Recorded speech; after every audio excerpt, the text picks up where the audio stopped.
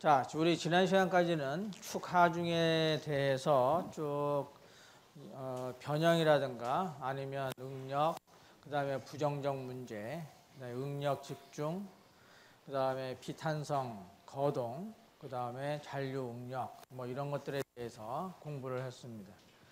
근데 이 5장에서도 역시 순서는 똑같습니다. 처음에 변형을 얘기하고 그 다음에 응력을 얘기하고 또 부정적 문제를 얘기하고 이렇게 해서 순서가 똑같아요. 근데 이 순서는 6장까지도 똑같습니다. 그래서 4장에서 해 나갔던 그 순서와 5장, 6장에서 해 나가는 순서도 역시 똑같습니다. 이제 5장에서는 축하중이 아닌 이제 비틀림에 대한 얘기를 하는데, 보통 비틀림이라고 하는 것은 우리가 뭐 1장에서도 얘기했지만 길이 방향의 모멘트를 우리가 비틀림이라고 한다고 그랬습니다. 길이가 이렇게 긴 부재가 있을 때 그 길이 방향으로 모멘트가 가해졌다. 이렇게 되면 이 부재는 비틀림 하중을 받고 있다라고 얘기를 하는 거죠. 그래서 그 모양을 보게 되면 이쪽에서 이제 오른쪽으로 이렇게 비틀렸다. 그러니까 비틀림을 주었다 하게 되면 이쪽은 당연히 반대쪽으로 이렇게 줘야 이 부재가 어떻게 되겠어요? 비틀림을 받겠죠. 만약에 이걸 이쪽으로 돌리는데 이것도 같이 이쪽으로 돌리면 어떻게 돼요? 계속 돌아가는 거죠. 그거는 비틀림을 받는 게 아니고 회전 운동을 하고 있는 겁니다. 여기에서도 마찬가지로 어느 한쪽은 고정이 되어 있고 어느 한쪽에서는 지금 비틀림 모멘트를 주고 있는 그런 이제 상황이 되죠. 주로 이제 비틀림을 이용을 해서 어떤 되느냐 하면 우리가 이제 축이라고 하는 걸 알고 있죠. 축이라고 하는 게 이제 주로 회전하는, 그죠? 동력을 전달하는 부품인데 그 축이라고 하는 것이 바로 비틀림 모멘트를 이제 전달을 해주는 그러한 부재가 됩니다. 또 우리가 핸들을 움직인다 그러면 핸들도 이렇게 돌리면 그 비틀림 모멘트를 이제 주고 있는 그런 상황이 되죠. 자, 그래서 여기 이제 비틀림 하중에 대해서는 우리가 어떤 것들을 공부할 것인가, 그 내용을 보게 되면 how to determine the shear stresses and twist in a circular shaft due to torsion. 이렇게 해서 due to torsion이라고 하게 되면 비틀림에 의한 원형 단면의 축에 있어서 전단 응력과 그다음에 angle of twist, 비틀림 각, 어떻게 결정하는가. 자, 비틀림 모멘트를 주게 되면 우리가 어떤 단면을 딱 잘라서 생각했을 때 이 단면에 이 비틀림 모멘트는 어떤 방향으로 지금 이렇게 주어지느냐 하면 이 비틀림 모멘트에 의해서 생기는 어떤 저항력은 이 면에 생기겠죠. 그렇죠? 면에 수직한 방향으로 생기는 게 아니고 이 면과 평행한 방향으로 생길 겁니다. 그래서 그렇게 생기니까 우리가 노멀 스트레스하고 쉐어 스트레스하고 따질 때는 무슨 스트레스가 되겠어요? 쉐어 스트레스가 되겠죠. 그 다음에 또 이걸 이제 비틀림을 주게 되면 변형이 어떤 모양이 되겠습니까? 우리가 축하중이다 하게 되면 이걸 쭉 잡아 당겼잖아요. 그러니까 길이가 늘어났었죠. 아니면 줄어들거나. 그러니까 길이의 변화를 줬었죠. 그래서 우리가 계산한 것이 노멀 스트레인이었었습니다. 근데 이제 비틀림 모멘트를 주게 되면 어떻게 되겠어요?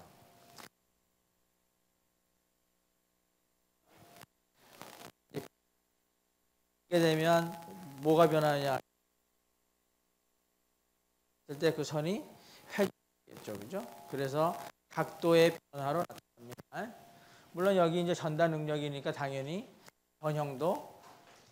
전단 변형이 나타나야 되겠죠. 그래서 전단 변형률이라고 하는 거의 정의가 뭐였어요?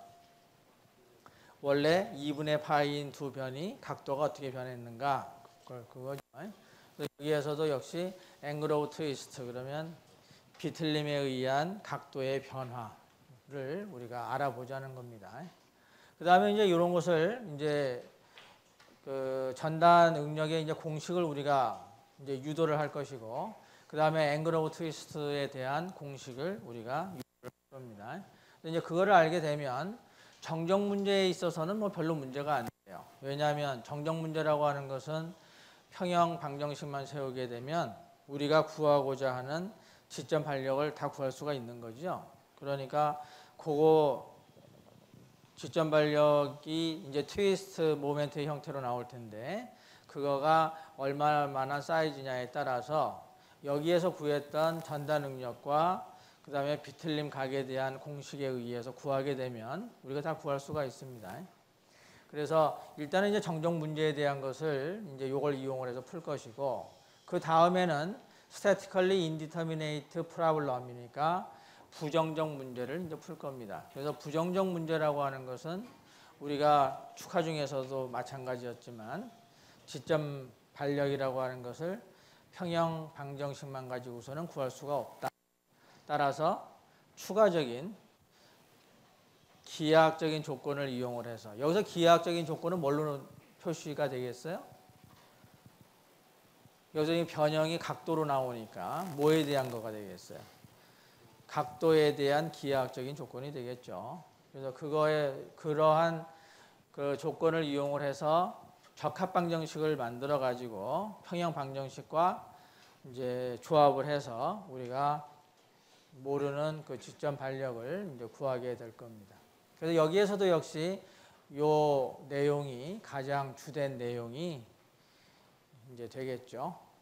그 다음에는 여기에서 이제 서큘러 샤프트에 대해서 이거 유도를 했는데 이번에는 넌 서큘러 샤프트에 대해서 전다 능력과 그 다음에 비틀림 각을 어떻게 계산하는가 하는 거에 대한 내용을 공부하겠다는 겁니다. 그러면 여기서 알 수 있듯이 원형 단면과 비원형 단면이 상당한 차이가 있다라고 하는 걸 알 수가 있겠죠. 그래서 여기 이제 원형 단면인 경우에는 변형이 어떤 형태로 나타난다라고 하는 것이 분명합니다. 그래서 그거를 수식으로 우리가 변환시키기가 굉장히 좋아요. 그래서 이 원형 단면 같은 경우에는 우리가 정확하게 어떤 공식을 유도를 할 수가 있는데 여기 있는 것처럼 넌 서큘러가 되게 되면 여기에서는 정확한 그 계산을 할 수가 없기 때문에 근사적인 그러한 계산을 하고 또 근사적인 계산도 못할 정도로 어렵다 하게 되면 소위 이거보다 더 수준이 높은 탄성론이라고 하는 데서 계산한 결과를 우리가 이용을 해서 전다 능력하고 비틀림 각을 계산을 하게 됩니다. 그 다음에 이제 마지막으로는 응력 집중, 스트레스 컨센트레이션, 그 다음에 레지듀얼 스트레스, 잔류 응력.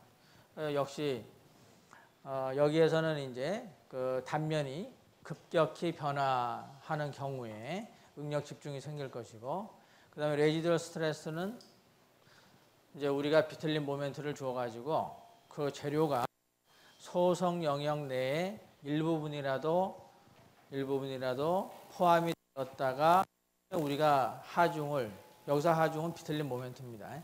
비틀림 제거해 주게 되면 그 부재 내부에는 잔류 응력이 남아 있어야 돼요. 영구 변형량도 남아 있어야 됩니다. 여기에 있어서 영구 변형량은 뭐겠어요? 각도입니다. 영구 비틀림 각을 구하게 되는 겁니다.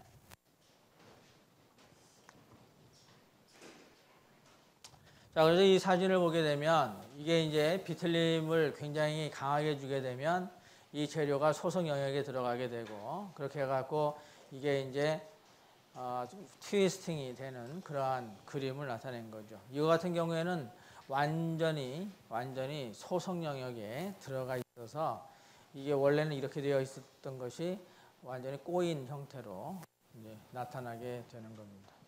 그러니까 우리가 보통 설계를 한다라고 하게 되면 이런 상태가 되면 안 되겠죠. 항상 탄성 영역 내에서 그렇게 큰 변형이 일어나지 않는 범위 내에서 우리가 이제 계산을 하게 됩니다. 자, 그래서 제일 처음에 비틀림 모멘트가 이제 가해지게 되면 이 부재가 어떤 형태로 변형을 할 것인가 하는 거에 대해서 우리가 면밀하게 관찰을 해볼 필요가 있습니다. 그래야 그거를 이용을 해서 우리가 공식을 유도를 할 수가 있는 거죠. 그래서 제일 처음에 이제 시작하는 건 뭐냐면 서큘러 샤프트에 대한 비틀림 변형에 대해서 우리가 이제 관찰을 해볼 겁니다. 그래서 이제 일단은 원형 단면이어야 되고 그거가 길이 방향으로 이렇게 쭉 길게 이제 나타나서 이쪽 길이 방향으로 모멘트가 가해지는, 그래서 이렇게 T라고 우리가 표현하는 이제 비틀림 모멘트가 가해지는 경우를 생각을 합니다. 이제 요거 실험을 할 때는 어떻게 하면 굉장히 편리하느냐 하면 우리가 그 스폰지라고 하는 거 있잖아요. 그 스폰지를 이렇게 원형으로 이게 깎아내면 됩니다.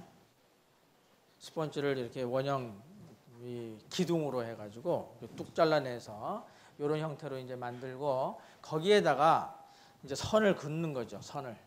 그래서 여기 보면 길이 방향으로 이렇게 쭉 긋고 그 다음에 다시 이 원형 방향으로 이렇게 쭉 이제 선을 긋습니다. 이렇게 되면 요거 하나하나는 어떤 모양을 갖겠어요? 뭐 정사각형 아니면 직사각형을 갖겠죠. 이제 대부분 정사각형으로 만들지만 여하튼 이제 사각형의 형태로 이렇게 만들어 줄 수가 있습니다. 그렇게 되면 여기 이제 여기 요 선이 바로 이 중심 선을 쭉 연결한 것이고 그 다음에 여기 이제 비틀림 모멘트를 주기 전이죠. 그렇게 되면 일단 이제 우리가 그려놓은 그 상태가 그대로 이제 있을 것이고 그다음 여기에다가 한 가지 선을 더 긋습니다. 여기 센터에서부터 요 점, 그다음에 여기 이렇게 여기에 요 원하고 이 교차하는 요 점들에다가 여기에서부터 선을 전부 하나씩 쭉 그어요. 요거를 레이디얼 라인이라고 할 수 있겠죠. 여기 있는 것처럼 요런 식으로 레이디얼 라인을 이렇게 쭉 긋습니다. 여기에서부터 여기까지 전부 다 쭉 그어요. 그러면 여기에서는 이제 선으로 이게 방사선 모양으로 쭉 선이 모양이 나올 것이고 이쪽에는 이쪽 길이 방향으로서는 이렇게 수평선이 쭉 나올 거고 그 다음에 원 둘레 방향으로 이러한 선들이 쭉 그려져 있을 겁니다. 이게 이제 비틀림 모멘트를 주기 전에 모양이죠. 그래서 before deformation. 자, 그럼 여기에다가 모멘트를 줍니다. 여기 있는 것처럼 이쪽 방향으로. 그 다음에 여기는 그거의 반대 방향으로 이렇게 비틀림 모멘트를 줘요. 여러분들도 많이 경험을 해봤겠지만 이거를 이렇게 살짝 이렇게 돌리게 되면 여기에 요 선들이 여기에 있는 선들이 이런 식으로 경사가 지어지겠죠. 그래서 마치 나사 산의 모양으로 그죠? 이렇게 쭉 나선의 모양으로 이렇게 조금 이렇게 휘죠. 그래서 여기서부터 이쪽으로 가면서 원래는 이제 조금만 지나가게 되면 직선으로 변할 것이고 그게 조금 더 심하게 되면 나선 모양으로 이렇게 변하게 됩니다. 그럼 우리는 여기에서 어디까지를 고려를 하겠는가 하게 되면 이것은 이렇게 거의 직선 모양으로 변화하는 고기까지를 우리가 이제 고려를 하는 겁니다. 그 얘기는 뭐겠어요? 비틀림 변형이 작은 경우에 대해서 우리가 고려를 하겠다는 겁니다.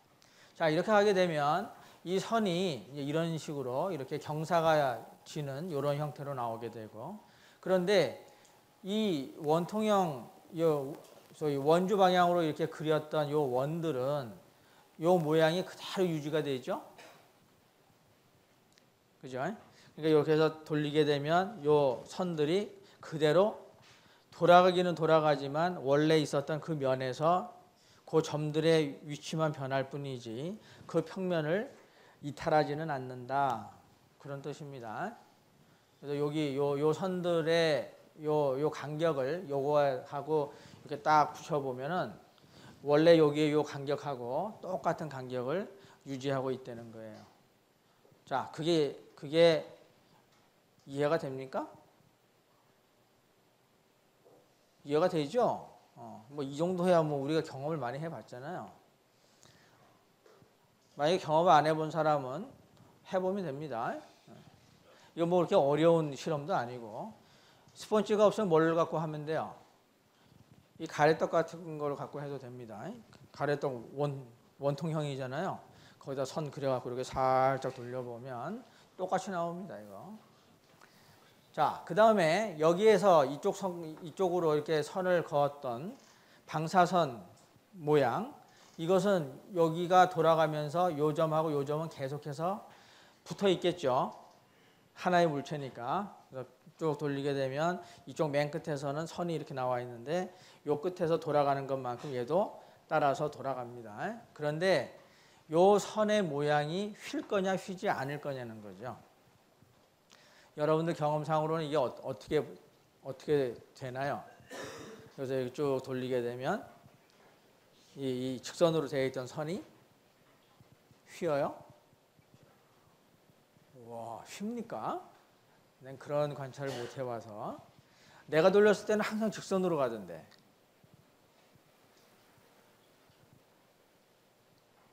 이걸 어떻게 해야 되겠죠? 이게 직선을 유지하면서 회전하는 거가 나타납니다. 이것도 역시 실험을 하는 수밖에 없겠죠?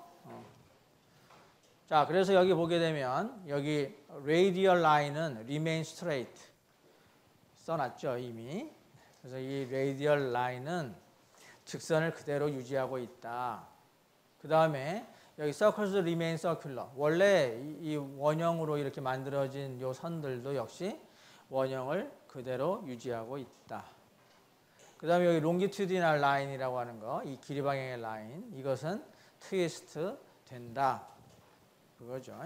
그래서 이것이 바로 비틀린 모멘트를 준 다음에 변형이 이런 식으로 변형을 한다라고 하는 것을 우리가 관찰할 수 있다는 거죠.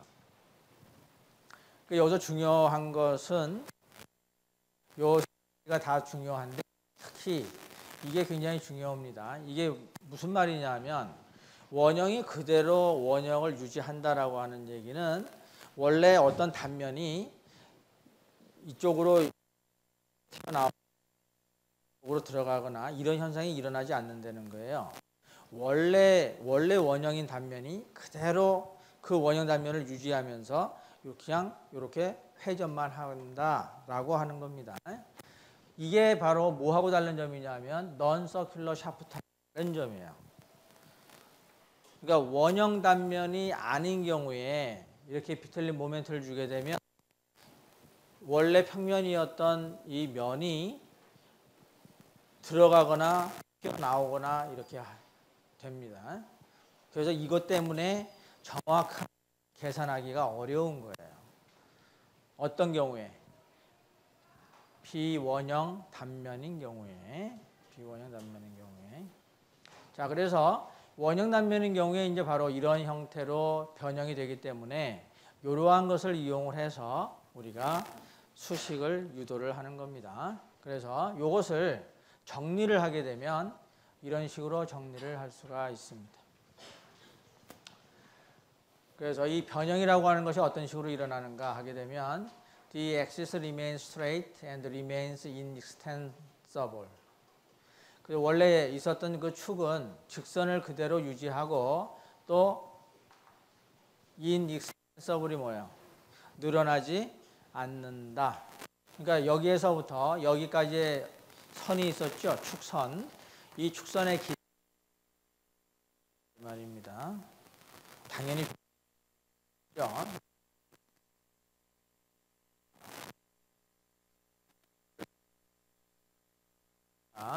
여기에서부터 여기까지의 거리도 일정할 수밖에 없다는 거죠. 자, 그 다음에 두 번째로는 every cross section remains plane. 모든 단면이 다 평면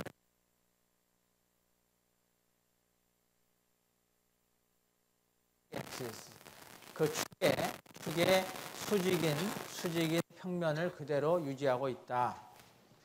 그러니까 여기에 이 원형 단면들이 다 이 축에 수직하고 그 다음에 원래 있었던 평면을 그대로 유지하고 있다. 그다음에 레이디얼 이쪽에 이렇게 연결했었던 레이디얼 라인들도 역시 직선을 그대로 유지하고 그다음에 radial as the cross section rotate about the axis 그 축에 관해서 로테이션 되는 그러니까 단면이 그 축에 대해서 로테이션 될 때에 그 레이디얼 라인들은 그대로 레이디얼을 유지하고 있다. 그러니까 아까 설명한 거를 이제 요약을 하게 되면 이런 요약을 할 수가 있습니다. 그래서 여기에서 보면 이제 요건 트위스트된 모양이고 여기에서 보면 여기에 요 라인 요것이 변형되기 요 진하게 지금 이렇게 그려놓은 요 단면 여기가 원래 변형되기 전에 평면을 지금 그려놓은 것이고 이것이 비틀린 모멘트를 받게 돼서 요 선이 그러니까 요 위에 있었던 요 선이 요 선으로 이동이 된 겁니다. 요 선으로. 그래서 여기서부터 요만큼이 전부 뭘로 나타난 거냐면 비틀림 각으로 나타낸 거예요. 그래서 비틀림 각을 뭘로 표현을 했느냐 하면 파이 x로 표현을 한 겁니다. 그러니까 지금 좌표축을 여기가 지금 고정되어 있고 여기에 길이 방향을 x 방향으로 놓고 거기에 수직한 방향 y, z 이렇게 좌표계를 잡아놓게 되면 여기에서부터 이무의 거리 x에 있는 요 면을 딱 잘라가지고 이 면에 있어서의 각도 변화가 얼마냐라고 하는 것을 파이 x로 표현을 해낸 겁니다. 그래서 요 파이 x가 도대체 얼마냐라고 하는 게 이제 우리가 구하고자 하는 것이고, 그다음에 요 면을 딱 잘랐을 때 요 면에 있어서의 전다 능력을 어떻게 구할 수 있는가라고 하는 것이 지금 우리가 구하고자 하는 겁니다. 그리고 두 가지 지금 우리가 구하는 공식을 유도를 하려고 하는 겁니다. 자, 그래서 이제 유도하는 것은 이제 이러한 형태로 하게 되는데, 요게 이제 금방 봤었던 그 그림입니다. 이제 한 번 더 보여준 거고, 그 다음에 이제 이 그림을 봐야 돼요. 이 그림을 가지고, 요거하고 이걸 가지고 우리가 공식을 유도하게 됩니다. 그래서 요 그림을 잘 이해를 해야 돼요. 자, 아까하고 똑같은 좌표계입니다. 그래서 여기에서부터 이쪽 x라고 하는 위치에 면을 요 면이고, 그 다음에 x 플러스 델타 x라고 하는 것은 이 x에서부터 아주 미소 길이만큼 떨어진 그 평면, 그러니까 그 거리, 그것을 x 플러스 델타 x라고 우리가 표현을 한 겁니다. 그렇게 되면 요 원과 요 원으로 만들어지는 어떤 원통판이 생기겠죠? 원판이 생기겠죠. 이렇게 됐을 때 여기에서 요 센터에서부터 로우만큼 떨어져 있는 곳에 있어서의 요 요소를 한번 생각해 보자는 겁니다. 그래서 여기에 있는 요 요소를 띄어 가지고 크게 확대를 하게 되면 이런 그림을 그릴 수가 있다는 거죠. 자, 그럼 이 그림을 잘 이제 이해를 해 보면 됩니다. 이 그림이 무엇인가? 여기 원래 그림을 그려 놓은 겁니다. 변형되기 전에 우리가 고려할 요소를 지금 여기다가 이렇게 표현을 해 놓은 거예요. 그래서 여기 센터에서부터 로만큼 떨어져 있는 곳에 이렇게 조그마한 미소 면적을 우리가, 그러니까 요거가 좀 이제 최적이라고 볼 수 있죠. 요만한 최적을 이제 생각을 한 겁니다. 그러니까 여기서부터 로가 여기까지, 여기서 로라고 하는 게 지금 여기까지를 얘기하는데, 이게 이 그림에 있어서는 센터에서부터 쭉 해서 여기까지를 얘기하는 겁니다. 그러면 여기 원래 있었던 요것은 바로 요 점이 A가 됩니다. 요 점이 A가 되고, 요 점이 뭐가 되겠어요? 요 점이 B가 됩니다. 요 점이 B가 되고, 그 다음에 요 점이 C가 됩니다. 그 다음에 요 점은 여기 표현은 안 되어 있지만 여기다 이제 2다 하게 되면 거기가 2점이 되는 거죠. 그러니까 원래 있었던, 그러니까 요 점이죠. 2점이라고 하는 게. 그러니까 A, B, 그 다음에 C, 여기가 E 이렇게 되는 겁니다. 자, 그렇게 됐을 때 여기 X라고 하는 곳까지 가게 되면 요 요소가 얼만큼 비틀려 있겠어요? 지금 요 그림에서 보면 여기서부터 x만큼 떨어져 있는 요 면을 보게 되면 어떤 선을 생각을 했을 때 그 선에서부터 파이 x만큼 비틀려 있는 거죠. 그렇죠? 그러니까 여기에서도 원래 A, B가 이렇게 있었 x 플러스 델타 x만큼 가면서 여기서 요만큼 변형을 한 겁니다. 그러니까 요 원래 있었던 A, B라고 하는 것은 지금 요 선하고 이렇게 이어져서 바로 요 각도가 뭐가 되는 거예요? 요 각도가 파이 x가 되는 겁니다. 그래서 원래 변형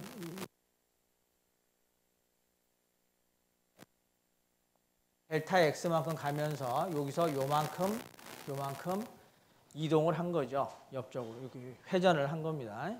그래서 원래 있었던 B가 바로 요 위치가 여기 D라고 하는 위치로 얘가 옮겨간 거예요.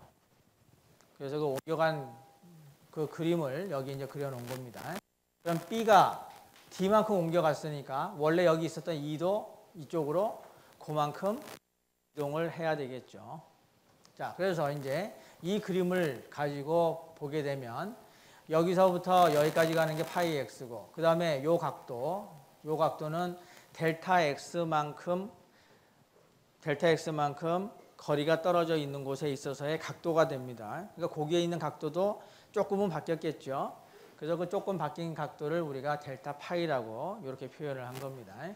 그러면 여기서부터 여기까지가 로고 그 다음에 요 x에서부터 x 플러스 델타 x까지 가는 동안에 비틀린 각이 델타 파이만큼 이렇게 생겼다 라고 하게 되면 여기의 길이는 어떻게 표현할 수 있겠어요? 로에다가 델타 파이를 곱해주게 되면 그 나오겠죠? 로의 길이가 나올 거죠. 그래서 요 길이는 요 로에다가 델타 파이를 곱해주면 이렇게 나옵니다. 자, 그런데 요 길이라고 하는 것은 요거에다가 요 길이에다가 다시 요 각도를 곱해준 거와 같습니다. 그렇죠? 똑같은 길이를 나타내고 있으니까. 그런데 요 각도를 우리가 뭘로 나타낼 수가 있는가 하면 원래 AB하고 AC라고 하는 것은 여기에 AB하고 AC라고 하는 것은 원래 각도가 몇 도였었어요?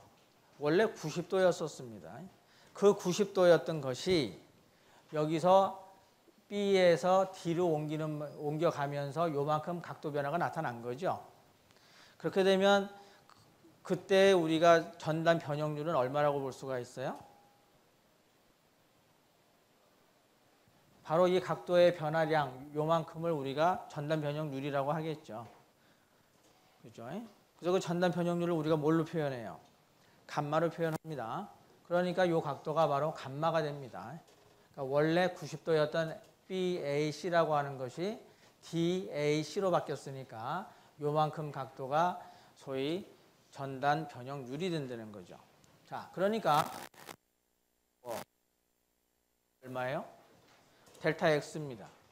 그러니까 델타 X에다가 감마를 곱하게 되면 바로 요 길이가 나오는데 또 이 길이는 이 로에다가 델타 파이를 곱해주면 또다시 그 길이가 나온다는 거죠. 그래서 요 그림에서부터 우리는 하나의 관계식을 얻어낼 수가 있습니다. 그 관계식이 바로 이거죠. 이거 다시 그려놨는데 여기가 감마고 여기가 델타 X 여기서부터 여기까지가 로, 그 다음에 여기가 델타 파이였었습니다. 그러니까 우리가 델타 파이나 뭐 D 파이나 이것은 우리가 델타 파이라고 하는 것을 0쪽으로 보내게 되면 이제 D 파이로 표현을 할 수가 있겠죠. 그래서 우리가 D 파이로 표현을 해도 뭐 문제가 없으니까 이렇게 표현할 수가 있습니다. 그래서 여기에 있는 요 길이가 감마에다가 dx를 곱한 것과 그 다음에 여기서 로에다가 요만큼 d 파이를 곱한 것과 같다. 요 수식을 얻을 수가 있습니다. 그래서 이거를 구하기 위해서 아까 그 변형이라고 하는 것이 그런 식으로 변형이 돼야 된다라고 하는 것을 우리가 정확하게 관찰을 해야 된다는 거예요. 자, 그래서 이게 나오게 되면 이제 이걸 가지고 우리가 쭉 공식을 유도할 수가 있습니다. 여기서 이제 감마를 구하게 되면 dx가 이쪽으로 넘어가겠죠. 그래서 감마는 로에 d파이 오버 dx 이렇게 됩니다. 자, 그 다음에 아까 요 엘리먼트는 센터에서부터 여기까지 가는 여기까지 그 반경을 얘기한 거예요. 근데 여기에서부터 이쪽 이 가장 바깥쪽까지 쭉 연결을 하게 되면 이게 이제 d파이는 똑같을 거지만 뭐가 달라집니까? 여기 로가 달라지겠죠.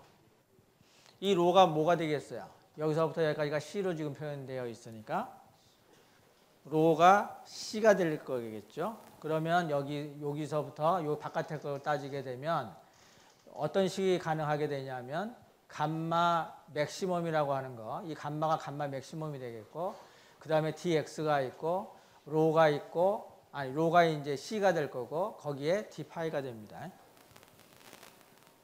그러겠죠? 여기서부터 여기까지 쭉 가는 것은 단순히 비례관계로 해가지고 얘가 이제 벌어질 거니까.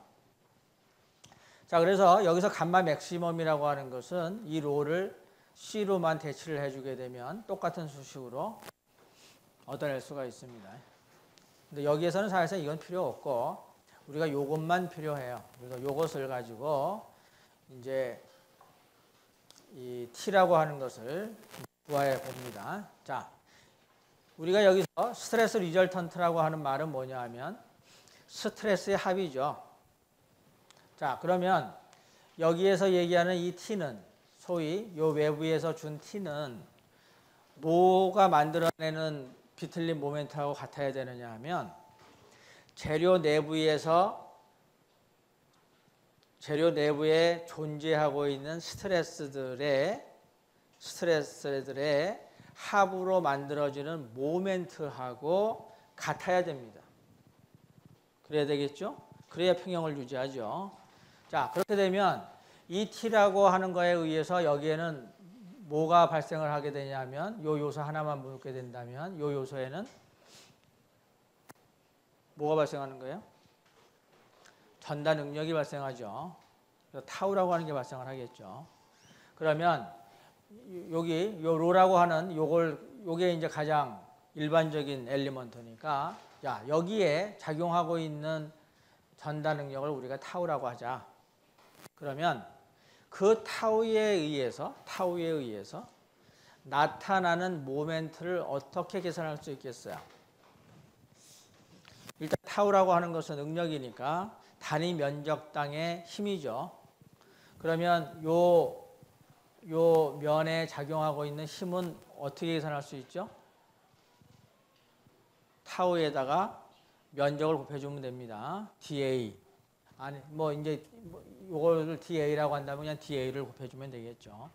자, 그럼 타우에다가 da를 곱해주게 되면 뭐가 나오는 거예요? 힘이 나오게 됩니다. 그러면 여기에 작용하고 있는 힘이니까 우리가 df라고 표현할 수 있겠죠. 굉장히 그 da라고 하는 곳에 작용하는 힘이니까 df라고 표현할 수 있겠죠. 그럼 그 df에다가 뭐를 곱하게 주면 모멘트가 나와요? 여기서부터 여기까지의 반경을 곱해주면 됩니다. 그러니까 그 df에다가 로를 곱해주게 되면 비틀린 모멘트가 나오겠죠. 자, 그럼 그것은 요 하나의 요 da라고 하는 곳에 작용하는 거에 의해서 만들어지는 비틀린 모멘트입니다. 근데 요 t하고 같게 되려면 어떻게 돼야 돼요? 이런 것들로 만들어지는 이 전체의 모멘트를 다 더해줘야 되겠죠. 그렇죠? 그렇게 되면 결국은 이 df라고 하는 것이 여기 하나하나에 작용하고 있는 힘입니다. 그거를 여기서부터 여기까지, 그러니까 로가 0에서부터 C까지 변하는 거죠. 그래서 그걸 일반적인 함수, 그러니까 반경을 나타내는 함수 로라고 놓게 되면 이 df에다 로를 곱하게 되면 결국은 뭐가 나오는 거예요? dt가 나오는 거죠. dt. 근데 이걸 전부 인테그랄을 하게 되면 토탈 트위스팅 모멘트가 나옵니다. 그래서 이제 T라고 하는 것은 요 작용하고 있는 모멘트 로 TF라고 하는 것을 면적에 대해서 다 더해준 거다. 이렇게 표현할 수가 있습니다. 근데 이 DF라고 하는 것은 금방 우리가 계산했듯이 DF는 뭘로 표현할 수가 있느냐 하면 타우에다가 DA로 표현할 수가 있죠. 그래서 이제 타우 DA가 됩니다. 근데 여기서 이 타우라고 하는 것은 우리가 훅스로에 의해서 또 뭘로 표현돼요? 타우는 G 감마입니다. 그래서 G 감마로 이렇게 표현할 수가 있죠. 그럼 여기에서 나오는 이 감마가 있으니까 여기에다 요 감마 대신에 이걸 대입을 합니다. 그렇게 되면 이렇게 되겠죠. 로에다가 G에다가 그 다음에 감마 대신에 요걸 대입하게 되면 이렇게 되고 그 다음에 TA 이렇게 됩니다. 근데 여기에서 G라고 하는 것은 물질 상수니까 이것은 상수입니다. 그 다음에 이 면적은 뭐에 대한 인테그랄이죠? 면적에 대한 인테그랄입니다. 면적. 그러니까 이 물성 재료의 성질이라고 하는 것은 면적하고 상관이 없죠. 그래서 이 G라고 하는 것은 상수가 돼서 바깥으로 나옵니다. 그 다음에 d파이 오버 dx는 뭐예요? 단위 길이당의 변화하는 각도를 나타내는 거죠.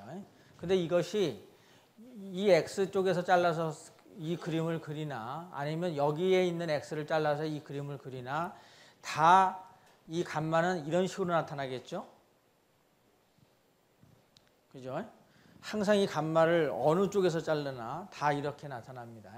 그래서 여기 d파이 오버 dx라고 하는 것은 상수죠. 그 기울기니까 각도가 어떤 식으로 변하느냐라고 하는 기울기가 되기 때문에 이것은 일정하게 됩니다. 그래서 이것도 이 인테그랄 바깥쪽으로 나오게 돼요. 그러면 이 안에서는 로 제곱 dA만 남습니다.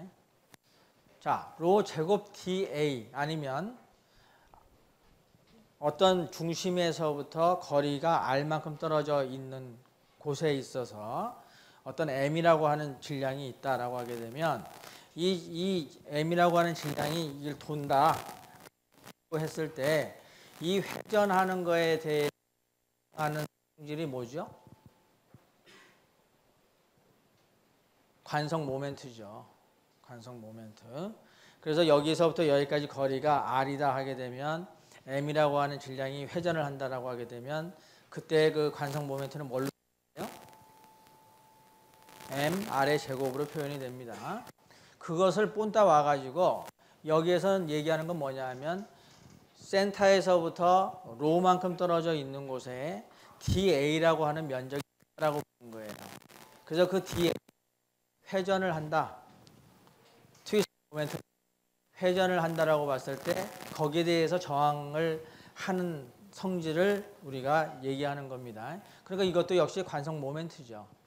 근데 이러한 관성 모멘트를 우리가 뭐라고 부르냐면 극관성 모멘트라고 부릅니다.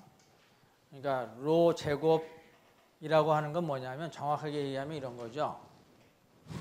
이렇게 이제 좌표계가 이렇게 있을 때 여기가 이제 x만큼 떨어져 있고 여기가 y만큼 떨어져 있는 이제 이러한 경우에 여기서부터 여기까지의 거리를 우리가 이제 r이라고 할 수가 있겠죠. 그러면 우리가 이걸 x축이라고 놓고 이것을 y축이라고 놨을 때 여기에 이제 DA라고 하는 것이 여기에 있다라고 이제 생각을 하게 되면 이 DA는 x축에 대해서도 회전이 가능하고 y축에 대해서도 회전이 가능하겠죠. 그렇게 됐을 때 우리가 요것이 여기서부터 여기까지 거리가 이제 y가 됩니다. 그렇죠? 그러면 요것이 x축에 대해서 돌아간다라고 하는 것을 우리가 i로 표현을 하게 되면 이것은 y da의 그 다음에 요 거리의 지금 관성 모멘트는 제곱으로 표현이 됩니다. 제곱으로. 그래서 y 제곱 da라고 하는 것을 면적에 대해서 다 더해주게 되면 그것이 바로 x에 대한 관성 모멘트다. 이렇게 정의를 하는 겁니다. 이 정의를 어디서 배운 적이 있죠? 정력학에서 배운 적이 있습니다.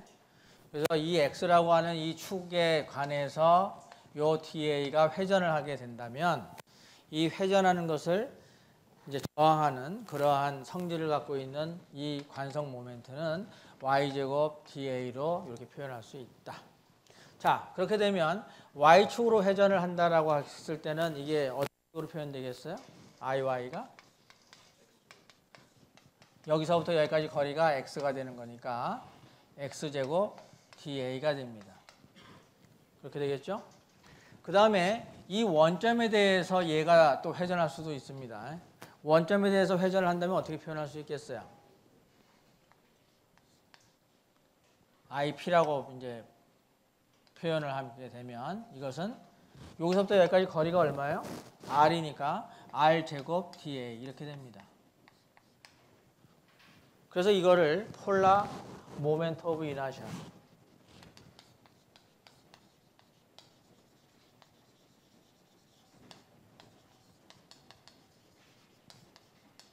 그래서 우리가 극관성 모멘트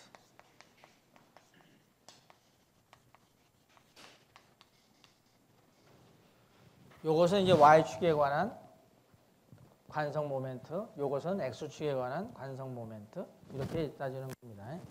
그래서 요거 두 개는 모멘트 오브 이너시아죠. 모멘트 오브 이너시아. with respect to x-axis죠. 자, 이렇게 됩니다.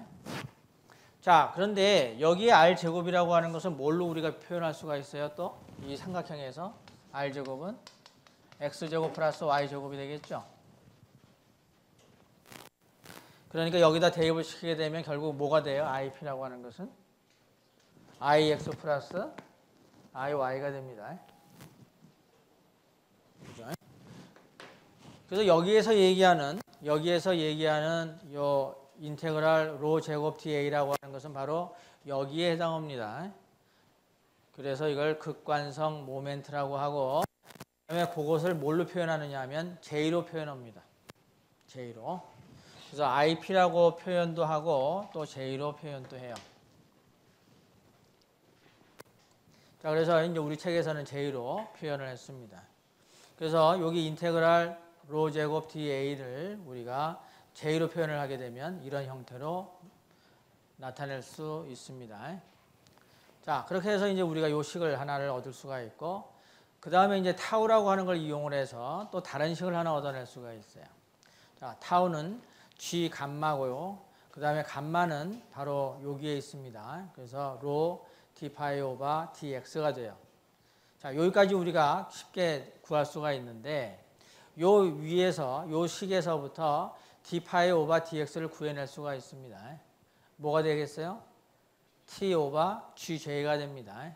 여기다가 t 오바 gj를 여기다 대입을 하게 되면 g하고 g가 사라지고 j분의 t로라고 하는 이러한 수식을 얻을 수가 있습니다. 그래서 바로 이것이 전단 응력을 계산하는 공식입니다.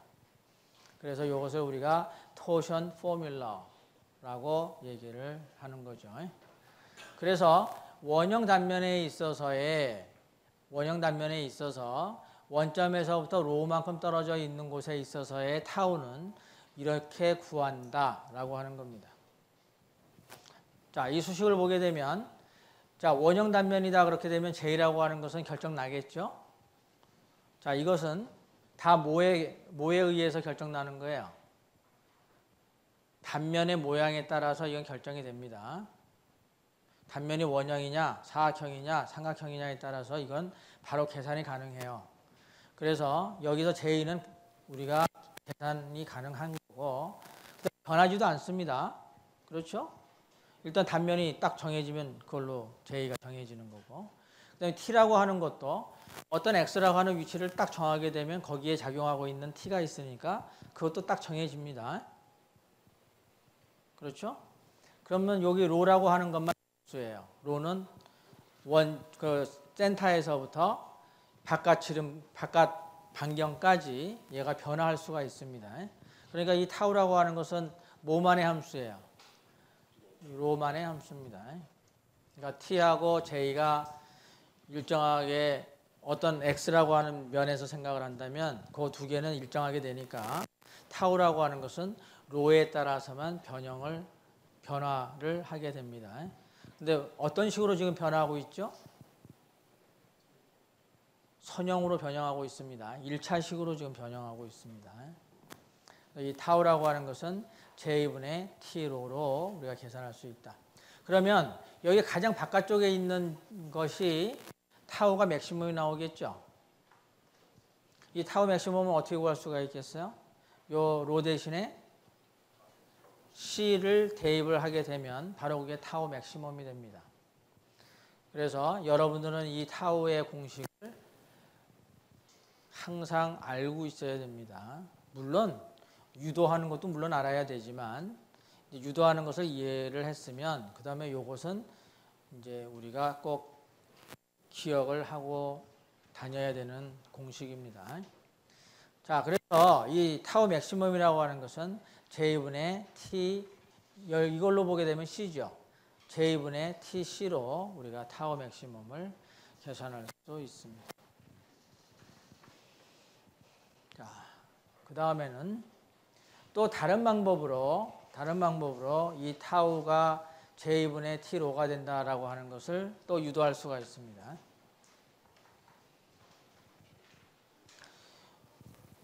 요 앞에서 유도한 것이 훨씬 더 제너럴한 방법으로 유도를 한 것이고 요것은 뭐 이것도 뭐 하나의 방법은 뭐 원리를 이해하기에는 조금 앞에 있는 것보다는 좀 많은 생략되어 있다라고 볼 수가 있습니다. 자, 금방 구했듯이 이제 이런 관계가 성립이 되겠죠. 뭐예요? 요 원점에서부터 로라고 하는 곳에 거기에 타우가 있고 그 다음에 원점에서부터 C라고 하는 곳에 타우 맥시멈이 있습니다. 근데 이것이 선형으로 바뀌게 되니까 결국 요러한 관계식을 얻어낼 수는 있겠죠. 그래서 그러니까 타우 대 로는 타우 맥스 대 C로 이렇게 표현할 수가 있겠죠. 그래서 요것을 이용을 해서 요것은 근데 어디서 또 유도가 가능하냐 하면 여기에서 유도가 가능합니다. 여기에서 지금 G 감마잖아요. 여기서 G 감마 하게 되면 로에 대한 것이고 여기다 G 감마 맥시멈 하게 되면 뭐가 나옵니까? 타우 맥시멈이 나오게 되죠. 그러니까 요 두 식을 가지고 우리가 수식을 하나 만들면 이 수식을 만들어낼 수 있습니다. 그렇죠? 그래서 요 수식에 의해서 우리가 요 관계식을 얻었다 이렇게 보는 겁니다. 여기서는. 그래서 이러한 관계식을 이용을 해서 이제 토션 쉐어 관계식을 하나 세워보자. 그럼 아까하고 똑같은 거예요. T라고 하는 것은 로의 DF인데 DF가 타우의 DA로 계산할 수 있다는 겁니다. 근데 여기에 타우를 아까는 이제 뭐 G 감마라고 하는 걸 이용을 해서 했는데 여기에서는 타우를 이걸 갖고 이제 계산을 합니다. 그럼 타우가 뭐가 되겠어요? C분의 로 타우 맥시멈이 되겠죠. 그래서 이렇게 집어넣습니다. 타우 대신에. 그렇게 되면 이 타우 맥시멈은 뭐가 되느냐 하면 상수가 돼요. 왜냐하면 A하고 아무 상관이 없으니까. 그래서 이 타우 맥시멈이 바깥쪽으로 나옵니다. 그 다음에 C라고 하는 것도 바깥까지 반경이니까 이것도 역시 상수예요. 그래서 빠져나오게 되면 로 제곱 TA만 남습니다. 여기에서. 그렇게 되니까 로 제곱 TA가 뭐냐? 그러면 극관성 모멘트 J죠. 그래서 이 타우 맥시멈이라고 하는 걸 남겨두고 C를 이쪽으로 보내고 여기에 J를 이쪽으로 보내면 J분의 TC라고 하는 걸 찾아낼 수가 있습니다. 그러면 이 타우 맥시멈을 다시 여기다 집어넣어줘요. 그러면 타우가 J분의 T로가 나옵니다. 굉장히 간단하죠. 그러니까 요 식에서부터 한쪽은 이쪽으로 나가고 한쪽은 이쪽으로 나간 겁니다. 이쪽으로. 그렇지만 결과는 똑같은 결과를 얻을 수 있다.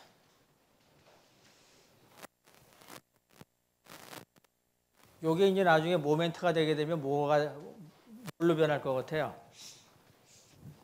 타우는 시그마가 되고 J는 I가 되고 T는 모멘트가 되고 로는 센터에서부터 거리 Y가 됩니다. 그러니까 똑같은 공식이 나와요. 그래서 모멘트는 모멘트끼리 굉장히 유사합니다. 힘은 힘끼리 굉장히 유사하고. 자, 그렇게 해서 자, 그러면 여기에서 얘기했었던 폴라 모멘트 오브 이나샤를 어떻게 구할 수 있는가? 그거에 대한 예를 여기 이제 표시를 해놨습니다. 자, 일단은 이제 솔리드 샤프트인 경우, 솔리드 샤프트라고 하는 것은 이걸 얘기합니다. 우리나라 말로 바꾸게 되면 뭘로 바꿀 수 있을까요?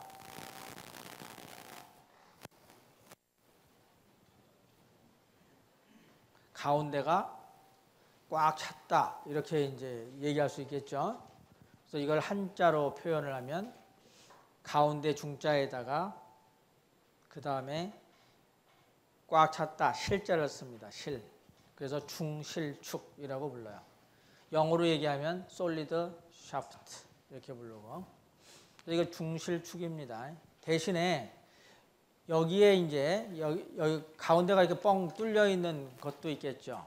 그런 걸 뭐라고 부르겠어요? 관이라고 부르겠죠. 우리는 관, 그죠? 그 다음에 그 가운데 구멍이 뚫려 있다라고 하는 걸 뭐라고 해요? 가운데 구멍이 뚫렸다 그러면 거기 가운데 공간이 있다 이렇게 하겠죠. 그래서 중공축이라고 합니다. 중공축. 중공축을 영어로 하면 터빌러.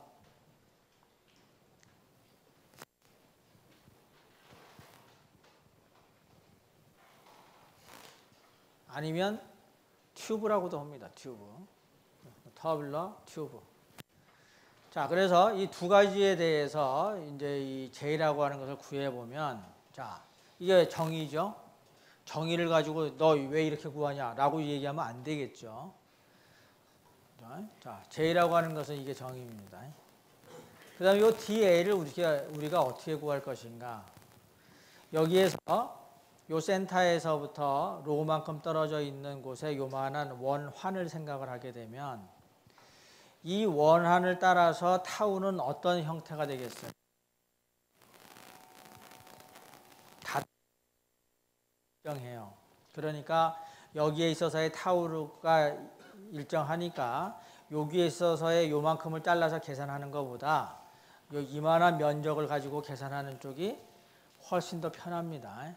그래서 요러한 미소 면적을 생각을 한다 라고 하게 되면 이 요소의 면적은 어떻게 계산할까요? 요거는 요만한 환이니까 그거 똑 잘라 가지고 요 길이를 딱 보면 얼마가 나와요? 2파이R이 나오죠. 2파이R에다가 요만큼 그 폭을 뭐 T로 여기 같으면 그걸 딱 곱해주게 되면 뭐가 나오겠어요? 면적이 나오겠죠. 그렇게 해서 이 로를 곱한 게 DA가 됩니다. 자, 그렇지 않고 우리가 이중적분을 하는 방법도 있습니다. 그러니까 DA를 뭐라고 표현할 수 있겠어요? 여기를 요 면적 곱하기 요 면적이 되겠죠.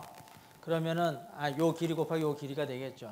그러면 여기에서 요만한 길이를 여기를 그 세타라고 D세타로 표현을 하게 되면 그럼 요거의 길이가 얼마가 나오겠죠? R D세타. 그 다음에 여기서부터 여기는 DR이 되겠죠. 그러니까 여기서 이제 로를 갖고 이용을 한다면 로 D로 그죠? 로의 D세타잖아요. 그러니까 로의 D세타 곱하기 그 다음에 로 D세타 곱하기 D로가 되겠죠. 그렇게 해놓고 적분을 하는 거예요. 그럼 세타에 대해서는 뭐 어디서부터 어디까지 적분하면 돼? 0에서부터 2파이까지. 그렇게 되면 뭐가 나오는 거예요? 요게 나오는 거죠. 2파이가 나오는 거죠.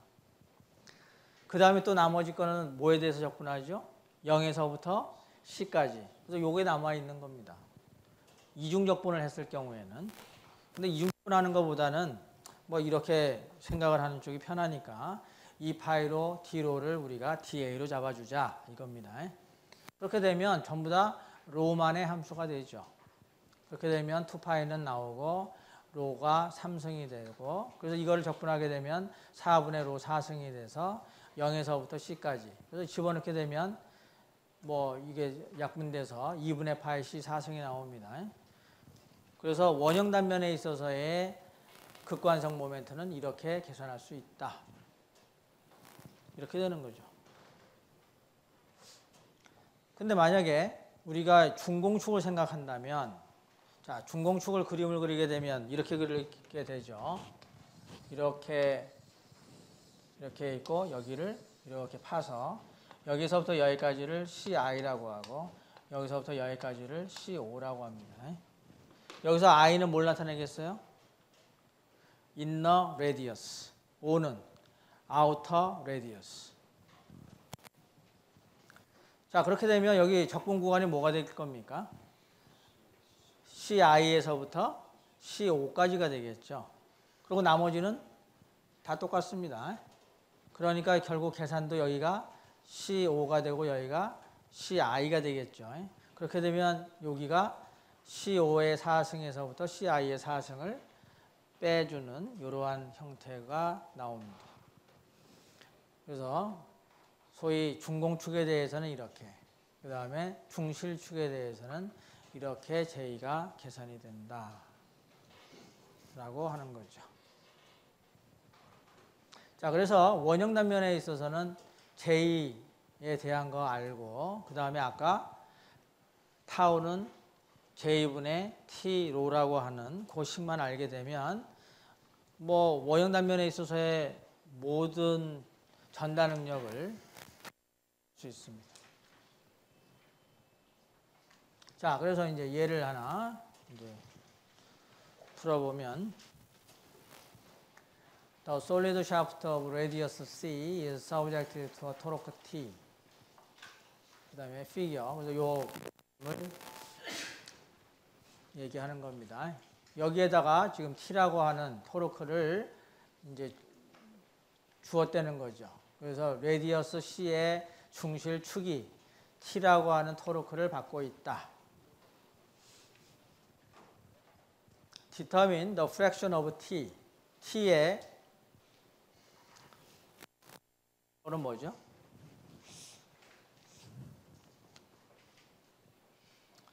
소위 분율이라고 하는 건데 T 중에 몇 퍼센트 정도를 지금 이제 감당하고 있느냐 이런 거예요. 그러니까 프랙션이라고 하는 것은 T의 어떤 그러니까 뭐 해석하면 분율이라고밖에 안 되는데 그러니까 T의 몇 퍼센트 정도 요거가 됩니다. 이제 뒤까지 다 읽어보면 이게 무슨 말인지 알아요. 자, determine the fraction of T that is resisted by the material contained within the outer core of the shaft, which has an inner radius of C over 2 and outer radius C. 무슨 말이냐면 inner radius가 2분의 C를 가지고 있고 그 다음에 outer radius가 C인 그러한 아우터 코어 내에서 포함하고 있는 그러니까 아우터 코어 내에 포함되고 있는 재료에 의해서 저항하고 있는 T의 분율을 계산하시오. 이런 겁니다. 무슨 뜻인지 이해가 되나요? 자, 여기가 CI가 2분의 C라고 가정을 합니다. 그리고 이 CO를 C라고 가정을 해요. 그러면 요 부분이 이 전체에 지금 t라고 하는 것을 주어졌는데 t라고 하는 모멘트를 여기다 이제 주어졌는데 그때에 요만한 재료가 이 t에 대해서 얼만큼을 얘가 지탱을 하고 있느냐 이 말입니다. 그러니까 지금 보면 요만큼의 재료가 있고 요만큼의 재료가 있는데 여기에서 요 t, 그러니까 t가 가해졌을 때 틀림없이 요 부분이 지탱하는 부분이 있을 것이고 이 나머지 부분이 지탱하고 있는 부분이 있겠죠. 그 두 개를 합쳤을 때 뭐가 되겠어요? 그게 전체의 t가 되겠죠. 그랬을 때 여기에서는 이 바깥쪽에 있는 그 이 부분이 감당하고 있는 비틀린 모멘트는 도대체 얼마냐? 라고 하는 걸 구해보시오. 이런 뜻입니다. 그러면 뭘 기준으로 해야 되겠죠? 일단은 t가 주어져 있으니까 t로 계산을 해야 되겠죠. 그래서 t가 요 코가 그러니까 여기 요 바깥쪽에 있는 여기가 만약에 70%를 지탱하고 있다. 이렇게 하게 되면 여기에서 계산한 t가 얼마가 돼야 되겠어요? 0.7t 이렇게 하면 되겠죠. 그런 식으로 이 분율을 계산하시오. 이런 뜻입니다. 자, 이제는 뭔지 알았을 거고. 자, 그래서 여기 이것은 뭐 원래 있었던 수식입니다. 그래서 소위 dA라고 하는 면적에 타우가 있을 때 그거에 의해서 만들어지는 비틀린 모멘트를 dt'이라고 하게 되면 이런 식으로 표현할 수 있다는 거죠. 이건 지금까지 유도하면서 계속 얘기했던 겁니다. da에 타우를 곱해서 df가 되고 거기에다 로를 곱하게 되면 모멘트가 된다는 거죠. 자, 근데 여기서 타우라고 하는 게 뭘로 표현이 되느냐 하면 아까 봤듯이 C분의 로 타우 맥시멈으로 표현이 되죠. 아까 어디서 나왔죠? 여기서 나왔죠? 여기서. 타우라고 하는 것은 C분의 로 타우 맥시멈으로 표현이 됩니다. 그래서 C분의 로 타우 맥시멈이 이렇게 나온 거고 그 다음에 dA가 뭐가 돼요? 2파이로 d로가 됩니다. 자, 근데 이 로가 어디서부터 어디까지 변하는 거예요? 우리가 이 문제에서 지금 구하려면 2C에서부터 C까지. 그래서 적분을 합니다. 그럼 이걸 그대로 써놓고 상수에 해당하는 걸 좀 꺼내오면 여기서 2파이도 상수고 여기 C도 상수고 타우 맥시멈도 상수입니다. 요만큼이 상수로 나오고 그 다음에 로 3개에 대한 것만 여기 남아요. 그래서 2분의 C에서부터 C까지. 요거 계산을 하게 되면 요것이 4분의 로 4승이 되고 여기가 이제 리미트가 되겠죠. 하한치, 상한치가 돼서 계산하게 되면 32분의 15파이의 타우 맥시멈 C 3승 이렇게 나옵니다. 근데 요것이 아직까지 T하고는 어떤 관계가 있는지 잘 모르겠죠. 그러면 그 T를 또 뭘로 표현을 해줘야 되겠어요? 타우 맥시멈으로 표현을 해주면 되겠죠. 그래서 요 타우 맥시멈 대신에 T를 바꿔주게 되면 요 T'이 T로 표현이 되겠죠. 자, 그래서 자, 타우 맥시멈이라고 하는 것을 보게 되면 J분의 TC로 계산할 수 있습니다. 너무나도 당연하게 이렇게 되겠죠. 근데 J라고 하는 것은 2분의 파이 C의 4승입니다. 원형 단면에 대해서 이것도 사실상 외워둬야 되는 거예요. 물론 뭐 계속 하다 보면 자연적으로 외워지기는 하는데 여하튼 이것도 우리가 항상 알아둬야 됩니다. 그 다음에 T하고 C가 돼요. 그러면 여기서 C하고 이 C가 같으니까 이제 약분이 돼서 여기 위로 올라가서 2, 그 다음에 파이 C의 3승 T. 그래서 타우 맥시멈이 이렇게 표현이 됩니다. 그러니까 이 타우 맥시멈을 어디다 집어넣는 거예요? 여기다 집어넣는 거죠. 여기다. 그렇게 되면 타우 요걸 거기다 집어넣게 되면 16분의 15T가 나와요. 그럼 뭡니까? 전체가 T인데 그 요만큼이 차지하고 있는 T가 16분의 15라는 거예요. 그러면은 이 안에서 차지하고 있는 건 얼마예요? 16분의 1밖에 차지를 못하고 있다는 거죠. 그러면 똑같은 비틀린 모멘트를 줬을 때 이 면적이 바깥쪽으로 많이 분포가 되어 있으면 되어 있을수록 더 많은 T를 감당을 하겠죠. 그러면 반대로 얘기해서 똑같은 면적을 가지고 똑같은 T를 감당하고자 할 때에 중실축이 더 유리하겠어요? 아니면 중공축이 더 유리하겠어요? 중공축이 더 유리하겠죠. 왜? 바깥쪽으로 더 재료가 더 많이 분포가 되어 있으니까. 그렇죠. 그래서 축이라고 하는 것을 만들 때 우리가 보통 어떻게 만들어요? 중실축으로 만들어요? 중공축으로 만들어요?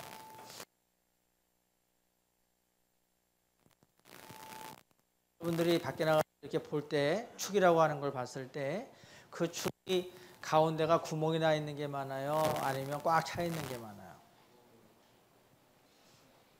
구멍 있는 걸 더 많이 봤어요? 그 아주 특정한 지역을 많이 다닌 모양이죠. 대부분의 모양은 꽉 차 있는 축을 훨씬 더 많이 볼 수 있습니다. 그러면 이상하죠. 금방 계산했듯이 중공축이 중실축에 비해서 더 유리하다고 했잖아요. 그런데 왜 실제상으로는 중실축을 더 많이 사용하고 있느냐는 거죠. 만들기가 쉬워서. 그러면 중공축은 만들기가 어려워요?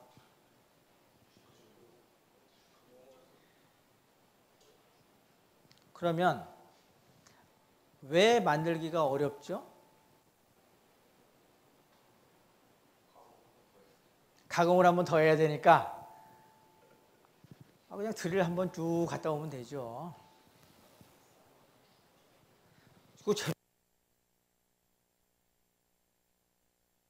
팔으면 그게 다 돈입니다.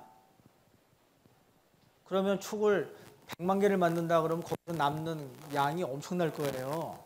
가공비보다 훨씬 더 나갈 건데. 뭘까요?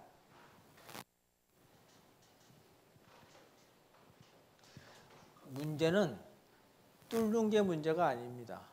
어떻게 뚫느냐가 문제인 거죠. 이건 또 무슨 얘기예요?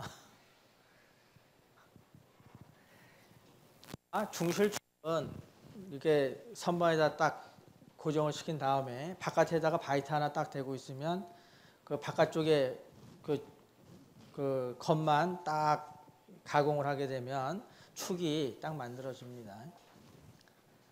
근데 중공축을 만들려고 하면 그렇게 만들어진 거를 센터에 맞춰가지고 얘 구멍을 정확하게 뚫어야죠.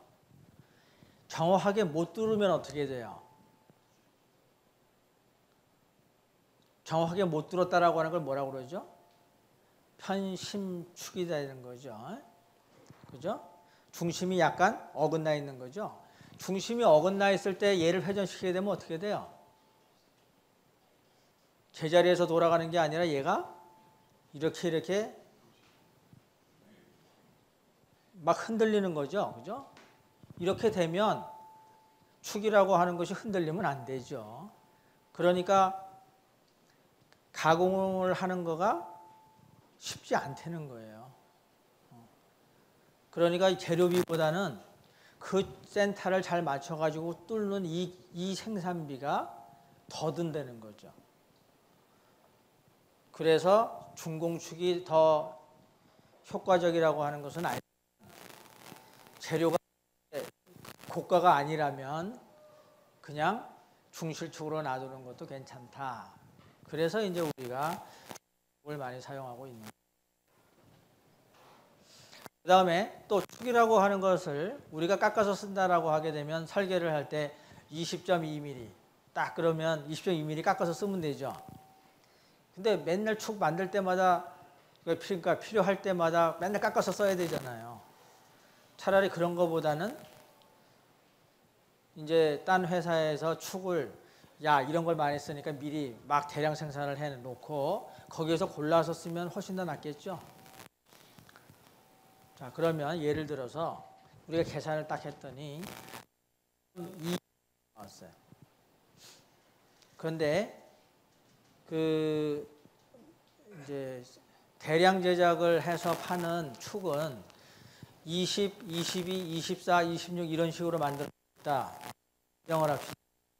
자, 어떤 축을 갖다가 써야 돼요? 20짜리를 써야 돼요? 20짜리를 써야 돼요? 20.2입니다. 20.2.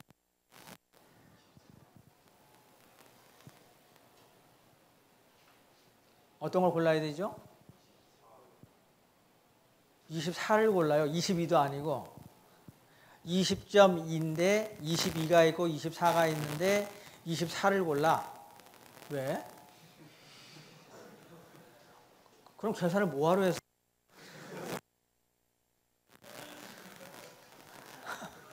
아니 20.2가 되면 20 돼요. 근데 그게 하는 기성품에는 근데 22가 있고 20이 있어요. 22를 쓰려고 하니까 20.2보다 너무 커. 그렇죠? 그 다음에 20을 골라서 쓰려고 했더니 약간 작아요. 작은 거죠. 어떤 걸 고르면 좋을까? 당연히 우리는 무조건 그러니까 뭘 찾아야 되겠어요? 22를 찾아야 됩니다. 근데 여기서 이건 뭔가 이상한 거죠. 거기다 가로 쳐놓고 이건 처음부터 설계 믿습니다. 자, 그래서 이제 우리가 사실상 계산을 이렇게 하더라도 축은 메이커마다 그러니까 보통 이렇게 되어 있어요. 우리나라 같으면 KS 규격에서 축이라고 하는 것은 이러이러한 사이즈로만 만든다 이렇게 되어 있습니다. 그래서 메이커에서는 그 사이즈에 대한 축만 쫙 만들어서 파는 거예요. 우리는 계산한 다음에 그거보다 조금씩 큰 거를 이제 우리가 가져다가 사용을 하는 겁니다.